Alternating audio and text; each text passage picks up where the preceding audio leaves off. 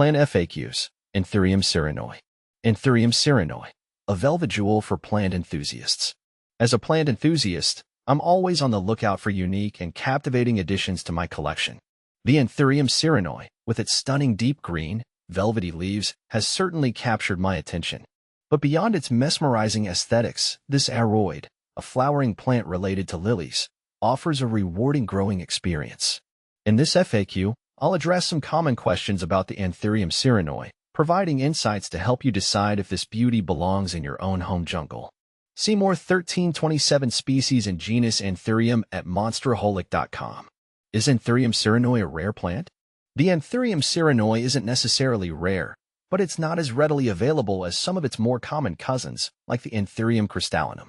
This can make it more sought after by collectors.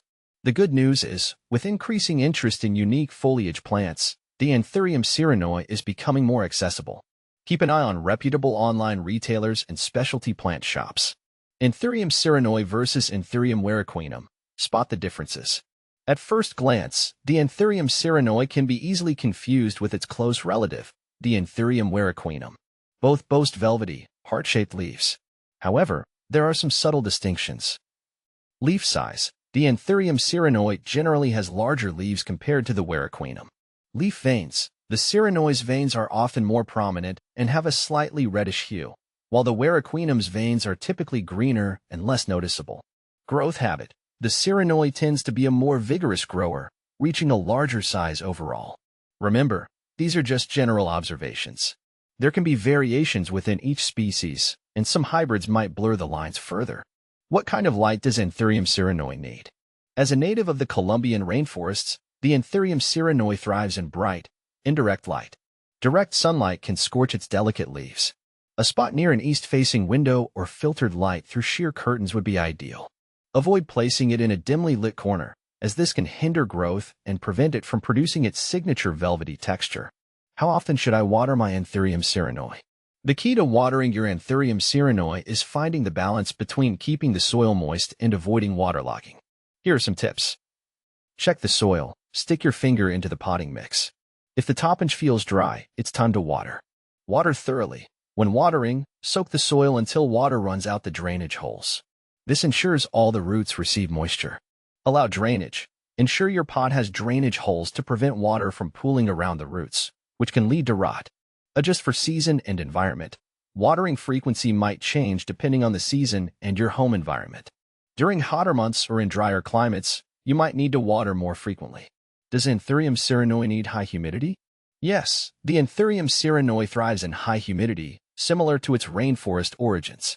Here are some ways to increase humidity around your plant. Grouping plants. Cluster your Anthurium cirinoi with other humidity-loving plants. This creates a microclimate with increased moisture. Pebble tray. Place your pot on a tray filled with pebbles and water. As the water evaporates, it raises the humidity around the plant. Humidifier. Consider using a humidifier, especially during dry winter months. What kind of soil is best for Anthurium cirinoi? A well-draining, airy potting mix is crucial for the Anthurium cirinoi. Here are some options. Orchid bark mix. This is a popular choice for anthuriums as it provides excellent drainage and aeration. You can find orchid bark mix at most garden centers. Aroid mix. You can create your own aroid mix by combining orchid bark, perlite, and a small amount of potting soil. Cocoa core. This is another option that offers good drainage and holds moisture well. Remember, the key is to ensure the potting mix doesn't stay soggy. Does Anthurium cirinoi flower? The Anthurium cirinoi, like most anthuriums, produces a unique flower called a spadix. It's a fleshy spike surrounded by a colorful modified leaf called a spatha. While the spadix itself isn't particularly showy, the spatha can be a vibrant red or orange, adding a pop of color to the foliage. However, flowering isn't the main attraction of this plant. The velvety leaves are the true stars of the show. While coaxing your Anthurium cirinoi to flower can be rewarding, prioritizing healthy foliage growth will ensure your plant thrives for years to come. Does Anthurium cirinoi need fertilizer? While not strictly necessary, fertilizing your Anthurium cirinoi during its growing season, spring and summer, can provide a boost of nutrients and encourage lusher growth. Opt for a balanced, diluted fertilizer specifically formulated for aroids. Apply it sparingly, following the instructions on the product label. Avoid over-fertilizing. which can damage the roots. How big does Anthurium cirinoi get? The Anthurium cirinoi can be a real showstopper, reaching a mature size of 2 to 3 feet tall and wide. Its large, velvety leaves make it a bold statement piece for any room. However, keep in mind that it's a relatively slow grower. Be patient and enjoy watching its majestic form develop over time.